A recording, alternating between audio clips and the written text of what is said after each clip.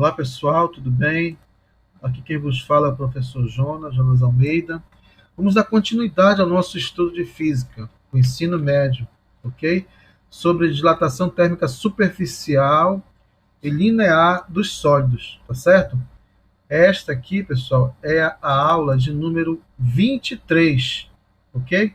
E o objetivo desta aula é a resolução de exercícios, como forma de prepará-los para a próxima avaliação que ocorrerá, ok?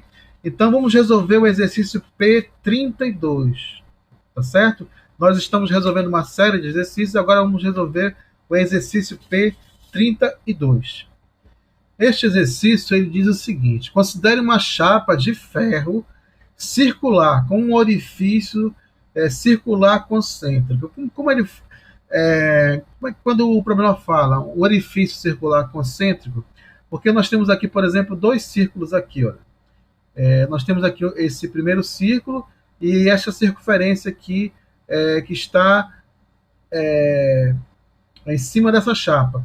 Porque quando ele fala concêntrico, ele está dizendo o seguinte, que o centro desse furo é igual ao centro do círculo formado por essa chapa, tá certo? Eles são dois círculos concêntricos, ou seja, que têm o mesmo centro, ok?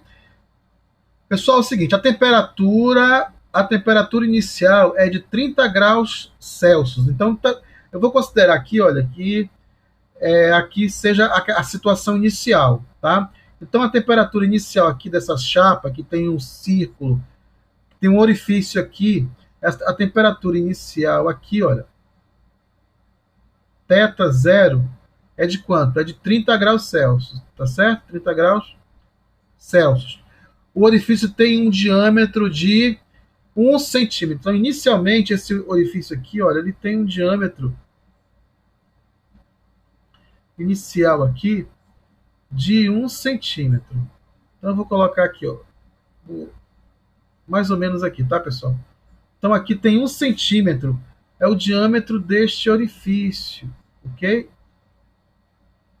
Lembrando que diâmetro é a distância das extremidades, tá?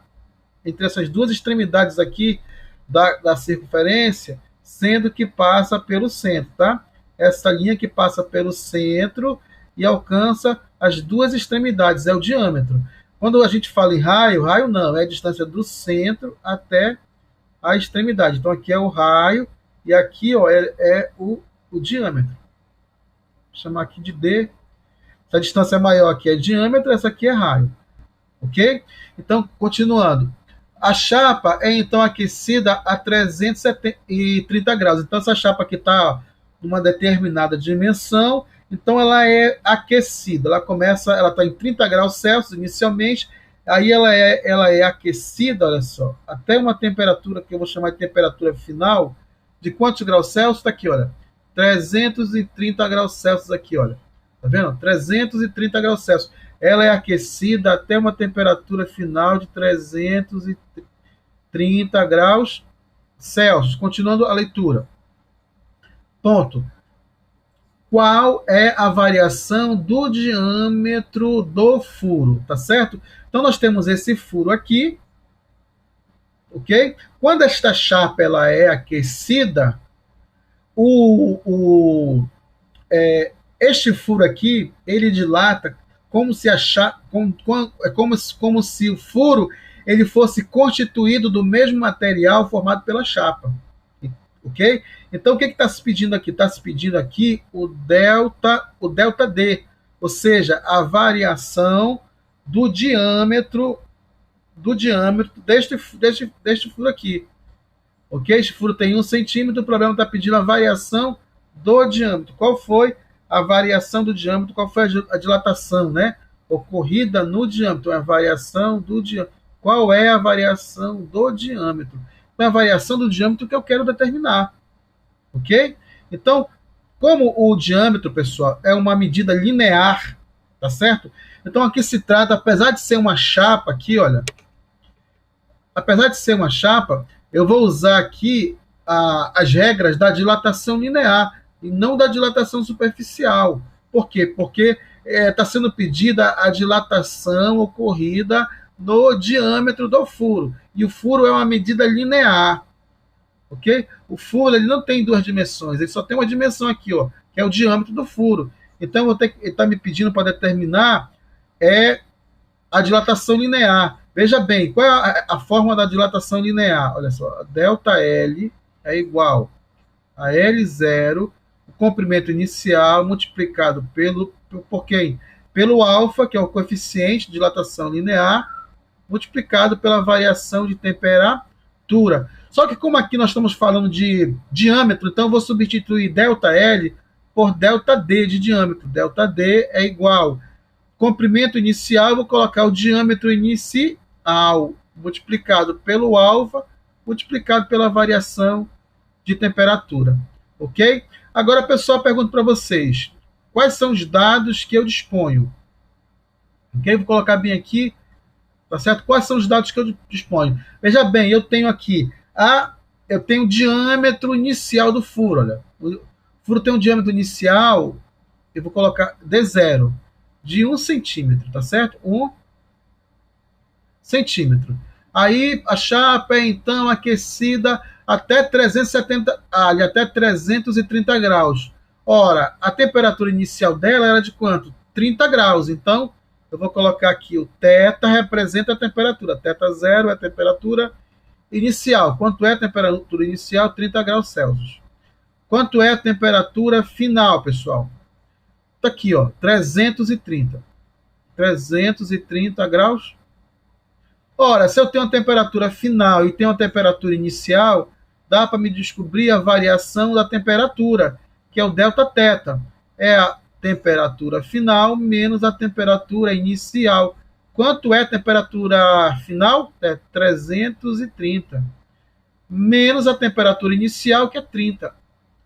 Quanto aqui ficou fácil, né? A variação da temperatura foi uma variação de 300 graus. Ok? 330 menos 30 é igual a 300 graus. Então já tenho aqui, olha, tem o Δθ? Tenho. Tenho alfa, pessoal, eu tenho alfa? Será que eu tenho alfa? Vamos ver aqui. O que pede na letra A? Qual é a variação do diâmetro do furo?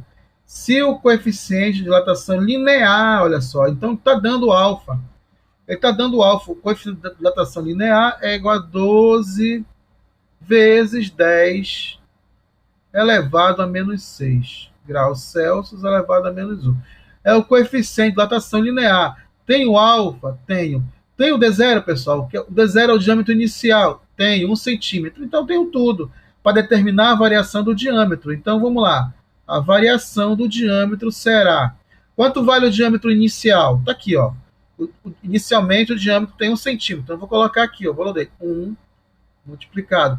Quanto vale o valor do alfa, pessoal? Está aqui, ó. 12 vezes o 10 elevado a quanto? Menos 6. Tá certo? Finalmente, pessoal, aqui o vezes o Δθ. Aqui o Δθ 300, que é a variação de temperatura. Então, aqui eu tenho aqui, olha, que o ΔD é igual. Ó, 1 vezes 12 é 12. Então, esse 1 aqui, já esqueça esse 1 aqui, porque esse 1 multiplicando aqui não vai me ajudar em nada. Tá certo? Pessoal, esse 300 aqui, eu vou transformar ele em notação científica, tá? 300 é a mesma coisa que 3 vezes 10 elevado ao quadrado, tá certo? Então, eu vou colocar aqui, ó, 12 vezes... Vou colocar o 300 aqui perto, só que já vou escrevê-lo em notação científica. O 300, ó, isso aqui é o 300. 300 é 3 vezes 10 elevado ao quadrado, tá? 10 ao quadrado é 100. 3 vezes 100 é 300, tá? Vezes quem, pessoal? Esse 12 eu não coloco mais, porque eu já coloquei aqui na frente. Então, só faltou 10 elevado a menos 6. Ok? Então, delta D, tá certo? Vou fazer um tracinho aqui para separar. Delta D é igual. Pessoal, aqui eu vou multiplicar aqui, ó, 3 vezes 12. 3 vezes 12 é igual a quanto? 36. 36 vezes o quê? Vezes 10. Veja bem, 10 ao quadrado vezes 10 elevado a menos 6, produto de potência de mesma base. Então, repito a base, somos expoentes, né? Vou somar 2 mais quem? O menos 6. Vou colocar aqui, ó, menos 6, tá? Vou fazer bem devagarinho aqui, tá? Devagar para vocês entenderem, ok? Então, vamos lá. 36 vezes 10 elevado a quanto? 2 mais com menos é menos, menos 6. Então, ΔD é igual. ΔD é igual a 36 vezes 10 elevado. Pessoal, 2 menos 6 dá quanto? Menos 4. Por quê? Sinais diferentes subtrai dá o sinal do maior. 6 menos 2 é 4. Só que como o 6 é negativo, então eu coloco aqui, ó, no resultado é negativo aqui, tá? Subtrai dá o sinal do maior. Subtrair deu 4, qual é o sinal do maior? Sinal do 6. Então eu coloco menos aqui. Então o resultado é 36 vezes 10 elevado a menos 4. Só que é o seguinte, a gente sempre escreve esse resultado em notação científica. E em notação científica, esse valor aqui que está multiplicando a potência de base 10 não pode ser maior do que 10, tá? Não pode ter 36 aqui. Então eu vou pegar esse 36 aqui, olha, vou colocar bem aqui, ó. E vou escrevê-lo na forma de potência de base 10 em notação científica, tá? Então eu vou colocar aqui, ó, vai ficar assim, ó, 3,6 vezes 10, tá? Se você pegar 3,6 e multiplicar por 10, ó, a vírgula anda uma vez para cá e fica 36, tá certo? O 36 é a mesma coisa que 3,6 vezes 10, tá? Então, no lugar do 36 aqui, ó, vou colocar aqui, ó, ΔD é igual. No 36 eu vou colocar 3,6 vezes o 10. Lembrando que isso aqui, ó, é o 36, tá? 36. Aí vezes quem? Vezes 10 elevado a menos 4, ok? Então, aqui, olha, variação do diâmetro é igual a quanto?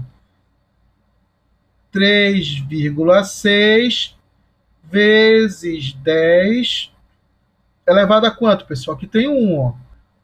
Produto de potência de mesma base. Repete a base, soma os expoentes, ok? Então, vou somar 1 mais menos 4, mais com menos dá menos, vai ficar 1 menos 4. 1 menos 4 dá quanto? Dá menos 3. 1 menos 4 dá menos 3. Então, vai ficar 3,6 vezes 10 a menos 3, o que, pessoal? Centímetros quadrados? Não, porque o diâmetro inicial está em centímetro. Então, a variação do diâmetro é um valor que está em centímetros também, ok? Então, eu tenho aqui, vou colocar a resposta aqui, olha, variação do diâmetro, ok? Ou, qual é a variação do diâmetro? Está aqui, a variação do diâmetro é 3,6 vezes 10 elevado a menos 3 centímetros, ok?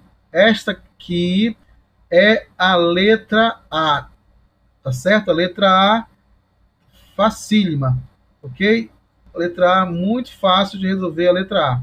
A variação do diâmetro é 3,6 vezes 10 elevado a menos 3 centímetros, ok, pessoal? Então, resolvido aqui a letra A. Agora, a letra B, pessoal, é uma questão teórica, praticamente. Tá certo? A letra B diz o seguinte: letra B, a variação do diâmetro do furo depende da área da chapa? Não, pessoal. A variação do diâmetro do furo depende do quê? Tá aqui, olha. Tá, deixa eu colocar aqui a letra B aqui na outra página aqui, ó. Não vai dar para colocar aqui, né? Então eu vou colocar bem aqui, pessoal, a letra B bem aqui. Tá bem aqui, ó, a letra B. Pessoal, a variação do diâmetro do furo só depende do diâmetro do furo, tá certo?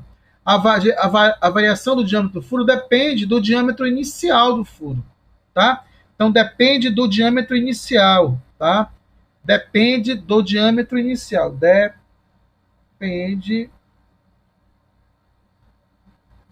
do D0, tá certo? Que é o diâmetro inicial, tá? Diâmetro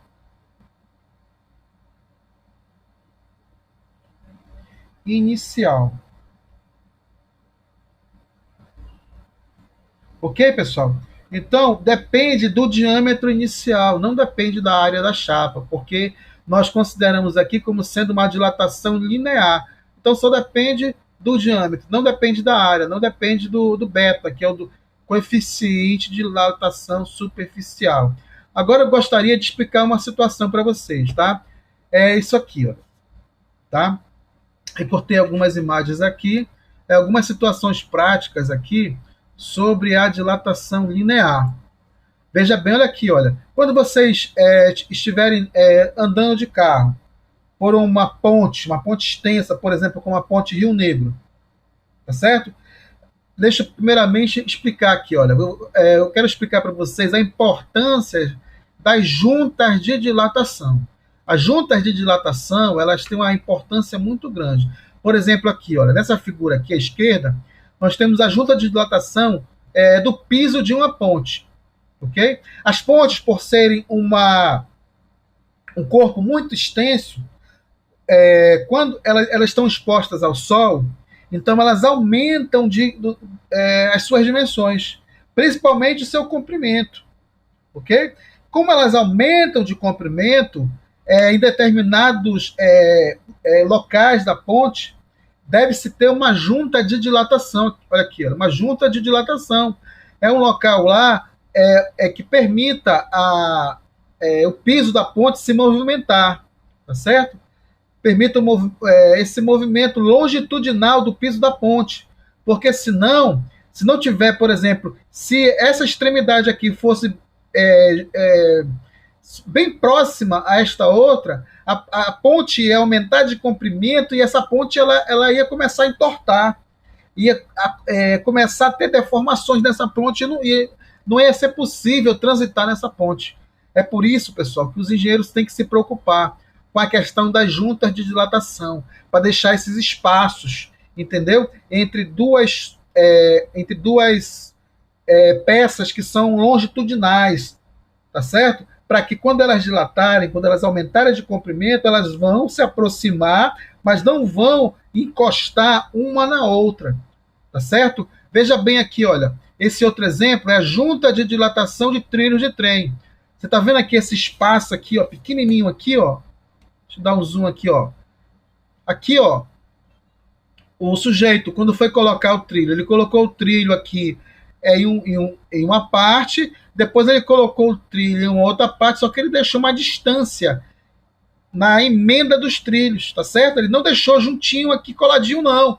Por quê? Porque ele sabe que isso aqui é um metal, tá certo? Que se dilata, ele aumenta de comprimento.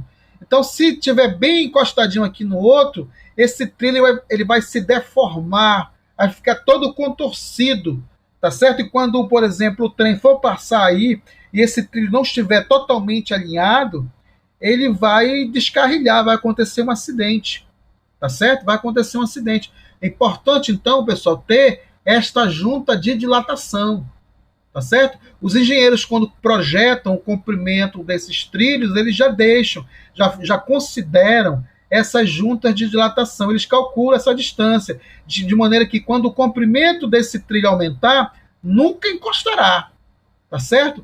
Na outra extremidade, para que não ocorra deformações. Olha só o exemplo de uma junta de dilatação que cujo engenheiro, cujo projetista não teve o devido cuidado. Olha o que aconteceu com essa junta de dilatação, tá certo? Ela ficou toda distorcida aqui, pessoal, tá vendo? Olha, ficou toda distorcida essa junta de dilatação. Por que ela distorceu toda? Porque na hora de que foram fazer a montagem dos trilhos, não se deram conta de que o trilho ia ocorrer essa dilatação, e aí precisava, né, dessa junta para poder as extremidades no trilho não encostarem um no outro, tá certo? Então, se você coloca um trilho muito extenso, ok, sem junta de dilatação, o que vai acontecer é isso, o trilho vai deformar todo, e aí isso aqui é prejuízo financeiro para quem construiu, é prejuízo para a empresa e prejuízo para o engenheiro também que projetou, porque nesse caso aqui o engenheiro vai ser responsabilizado, tá certo? Existem normas técnicas de engenharia que ele deveria ter seguido, e uma das normas que a ABNT exige que o engenheiro siga é justamente prever as juntas de dilatação, tá certo? Olha, mais um exemplo que eu gostaria de colocar para vocês aqui, por exemplo, a nossa ponte Rio Negro. A ponte Rio Negro aqui, no piso da ponte, vocês estão vendo aqui, olha, existe aqui uma junta de dilatação aqui, olha, nessa posição aqui. Quando vocês passarem pela ponte, vocês observem que existe uma junta de dilatação aqui, olha, nesse pilar central. Existe uma outra junta de dilatação neste outro pilar aqui, ó, nesses outros pilares aqui. Justamente para essa ponte, ela se mexe, ela se desloca longitudinalmente, e aí, nessas junções, elas não podem, pessoal, se tocar nessas junções. E é por isso que tem que ter uma distância. E essa distância é a junta de dilatação. Tá certo? Veja bem, outra preocupação que os engenheiros têm são esses cabos. Olha, esses cabos aqui, como essa ponte é uma ponte de concreto, e o concreto ele tem uma certa limitação a suporte de grandes vãos, então essa aqui é uma ponte chamada de ponte estaiada. Tá certo? É uma ponte estaiada, porque aqui no vão central da ponte tem esses estaios, que nós chamamos de estaios, que são umas cordoalhas de cabo de aço. Os cabos de aço de 2 polegadas, de 2,5 polegadas, são cabos de aço bem grossos, tá certo? De diâmetros elevados, que aguentam 200 toneladas, 500 toneladas, ok? Então esses cabos aqui suportam esse vão central. Só que esses cabos, eles são cabos feitos de aço, que estão sujeitos também ao sol, ok? Esses cabos, eles precisam ser revestidos com alguma proteção, tá certo? Para que não ocorra a incidência do sol nesses cabos, porque se ocorrer a incidência de sol nesses cabos, esses cabos vão começar a aumentar o seu comprimento. Então, aumentando o comprimento desses cabos, esse vão central aqui, pessoal, ele vai afundar. Ele afundando, a ponte ela começa a ter rachaduras aqui no vão central da ponte. Começa a ocorrer rachaduras, e aí essas rachaduras elas só vão progredir com o passar do tempo. Não vão melhorar, só vão piorar com o passar do tempo. De maneira que a ponte vai ter que ser interditada, tá certo? Talvez substituir cabos, fazer um realinhamento nessa ponte, ou seja, quanto tempo aqui essa ponte não vai ser interditada, né? No mínimo aí uns 6 meses ou 4 meses para fazer a manutenção desses cabos. Então, é muito importante, pessoal, essa questão dos coeficientes de dilatação, o estudo do grau de dilatação dos materiais, principalmente aqueles materiais utilizados na engenharia. Tá ok? Então eu peço que vocês estudem, tá certo? Estudem, refaçam esse exercício que nós colocamos aqui, detalhadamente, esses cálculos, tá? E aqui nós temos aqui uma foto dos cabos que sustentam o vão transversal da ponte. Vocês verifiquem que são cabos bem grossos, tá certo? Com diâmetro elevado e protegidos, tá certo? Todos revestidos com algum tipo de borracha ou uma proteção plástica para que eles durem com o tempo, tá certo? Protegido contra a chuva e quanto também a questão da incidência dos raios solares, ok? Então, pessoal, estudem, tá? E bons estudos. Essa questão aqui, pessoal, a questão P41, a questão do ITA, eu vou deixar para vocês como desafio, tá certo? E na próxima aula eu vou resolver esta questão juntamente com vocês, ok? Muito obrigado, pessoal. Bons estudos, hein?